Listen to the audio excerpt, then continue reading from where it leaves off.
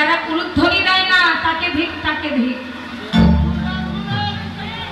হ্যাঁ, আরে দিয়ে দেখান না, দিতেই পারে না, না দিয়ে দেখালে কি করে বুঝবো আপনারা উলুধ্বনি দেন? বলছে কি তাকে ধিক, তাকে ধিক যারা উলুধ্বনি দেয় না।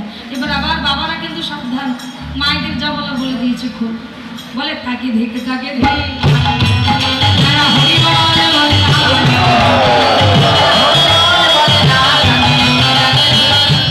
এটা কিন্তু বলা যাবে না, শুরু থেকে এসে বাবারা যেটা করেছে মায়েরা কিন্তু তার এক অংশ করেনি।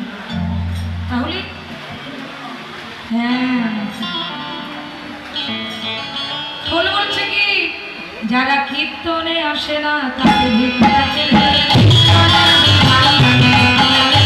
তারপরে যারা উঁচুতে বসে থাকে তাকে ধিক, তাকে ধিক। যারা কীর্তনে আসে না বাড়িতে ঘুমায় তাকে ধিক। যারা উঁচুতে বসে থাকে, চেয়ারে বসে থাকে তাকে ধিক, ধিক, ধিক। ব্যাস, আরো কি বললো জানেন? তাকে ধিক, তাকে ধিক। চরণ মেলে বসে থাকে তাকে ধিক, চরণ মেলে বসে থাকে। যারা চরণ মেলে বসে থাকে তাকেও ধিক। মানে কীর্তনে এসে যারা সচরণটাকে ঠিক করতে না পারে, সবুদ্ধিতে কৃষ্ণ ভজন করতে না পারে তাকে ধিক। একবার নয়, শতবার ধিক, ধিক, ধিক। একবার তো শতবার ধিক করলেন। এই জন্য বলছে খোল বাজে, ধিক করে বাজে। এইবার করতাল বলছে কিনা ধিক করতে পারবে না, কেন জানো? একবার করতাল, করতাল।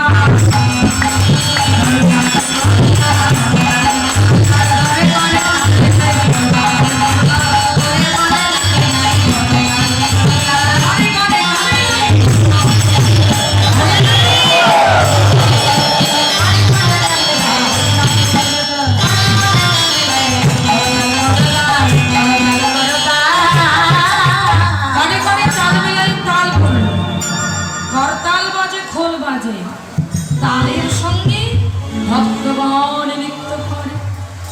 কারা কারা নৃত্য করছে একটু শুনে আসি। আমার নিত্যানন্দ নাচ রে,